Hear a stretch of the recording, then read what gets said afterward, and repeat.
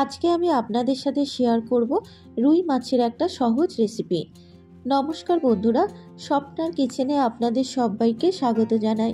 আমার আজকের রেসিপি রুই মাছ ভাপা। বানানো খুবই সহজ, আর গরম ভাতের সাথে এই রুই মাছ ভাপা খেতে কিন্তু দারুণ লাগে। কম সময় কম উপকরণে এই রেসিপিটা কিন্তু চটজলদি বানানো যায়। আশা করি রেসিপিটা আপনাদের ভালো লাগবে। তাহলে দেখে নেওয়া যাক আমার আজকের রেসিপিটা। রুই মাছ ভাপা বানানোর জন্য এখানে নিয়ে নেব 5 পিস রুই মাছ। আর রুই মাছগুলোকে আমি কিন্তু আগে থেকেই খুব ভালো করে জল দিয়ে ধুয়ে রেখেছি। এবারে মাছের মধ্যে দিয়ে দেবো একটা গোটা পাতিলেবুর অর্ধেক পাতিলেবুর রস। আর মাছটা যদি অল্প পরিমাণে একটু লেবুর রস দিয়ে মেখে নেওয়া হয় তাহলে মাছের মধ্যে যে একটা আষ্টে গন্ধ থাকে সেটা চলে যাবে। লেবুর রসটা দেবার পর এবার মাছের দুপিটি খুব ভালো করে মেখে নেব।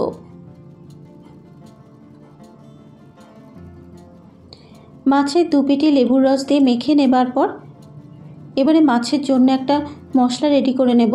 নিয়েছি এখানে একটা মিক্সিং জার। এবার এই মিক্সিং জারের মধ্যে দিয়ে দেবো 2 চা চামচ কালো সর্ষে, দেবো 1 চা চামচ সাদা সর্ষে, আর দিয়ে দেবো 1 চা চামচ পোস্ত। এবারে প্রথমে সর্ষে আর পোস্তটাকে শুকনো গুঁড়ো করে নেব। মশলাটা গুঁড়ো করে নেওয়া হয়ে গেলে এবার এর মধ্যে দিয়ে দেবো 1/2 চা চামচ মতো নুন, দেবো 3টে গোটা কাঁচা লঙ্কা। আর সর্ষেটা যদি অল্প পরিমাণে একটু নুন আর কাঁচা লঙ্কা দিয়ে বেটে নেওয়া হয় তাহলে কিন্তু সর্ষে বাটাটা তেতো হবে না। দিয়ে দেবো এখানে 2 চা চামচ টক দই, আর দিয়ে দেবো সামান্য পরিমাণে একটু জল। এবারে ঢাকনাটাকে বন্ধ করে সর্ষে, পোস্ত, কাঁচা লঙ্কা, টক দইয়ের একটা মিহি পেস্ট রেডি করে নেব। দেখুন মশলাটা বেটে নেওয়া হয়ে গেছে। মাছের জন্য মশলাটা রেডি করে নেওয়া হয়ে গেলে এবার একটা বাটির মধ্যে নিয়েছি 2 টেবিল চামচ কোরানো নারকেল। এবার এই নারকেলের মধ্যে উষ্ণ গরম জল দিয়ে 5 মিনিট মতো নারকেলটাকে এভাবে রেখে দেব। এবারে লেবুর রস মাখানো মাছটাকে আমি আবারও একবার একটু খুব ভালো করে ধুয়ে নেব। আর লেবুর রস দিয়ে মাখানোর ফলে মাছের মধ্যে যে একটা আষ্টে গন্ধ ছিল সেটা কিন্তু চলে গেছে, আর মাছের গায়ের রঙটাও কিন্তু বেশ সাদা হয়ে গেছে। এবারে মাছটাকে আমি আবারও একবার একটু খুব ভালো করে জল দিয়ে ধুয়ে নিয়েছি। মাছটা ধুয়ে নেবার পর এবার মাছের মধ্যে দিয়ে দেবো স্বাদ মতো নুন, আর দিয়ে দেবো 1/2 চা চামচ মতো হলুদ গুঁড়ো। নুন আর হলুদ গুঁড়ো দেবার পর এবার মাছের দুপিটি খুব ভালো করে মেখে নেব।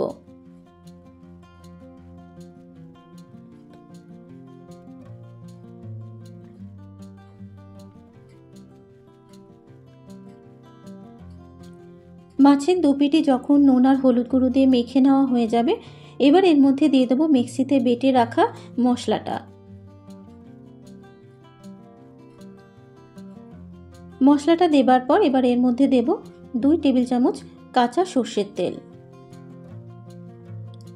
এবারে মশলা আর সর্ষের তেলটা দেবার পর মাছটাকে খুব ভালো করে মেখে নিতে হবে।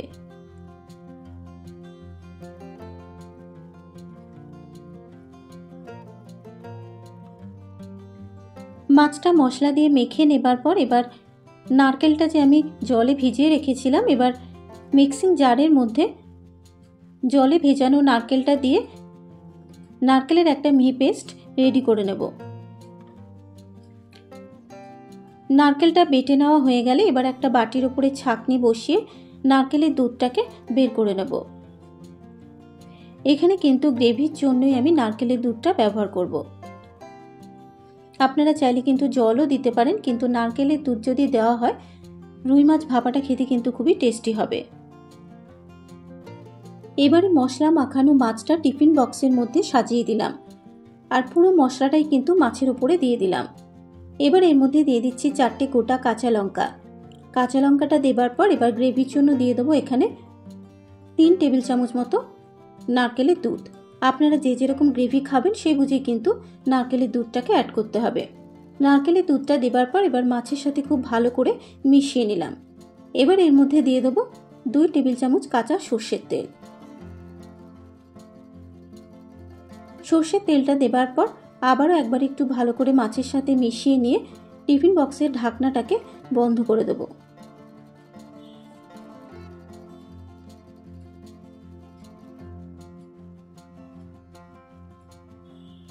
এবারে একটা কড়াইয়ের মধ্যে বেশ কিছুটা পরিমাণে জল গরম করতে দিয়েছি। এবার এই জলের মধ্যে বসিয়ে দেবো একটা স্ট্যান্ড।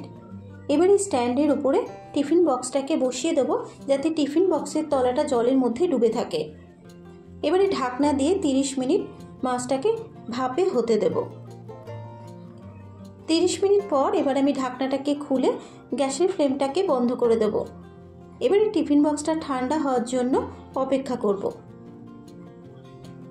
টিফিন বক্সটা ঠান্ডা হয়ে যাবার পর এবার ঢাকনাটাকে আমি খুলে দিলাম।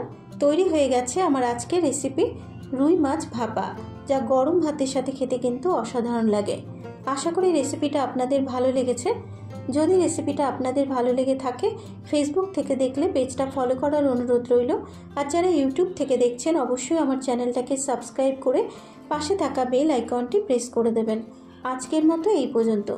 আবারও হাজির হয়ে যাব অন্য কোনো নতুন রেসিপি নিয়ে। সুস্থ থাকবেন, ভালো থাকবেন। ধন্যবাদ।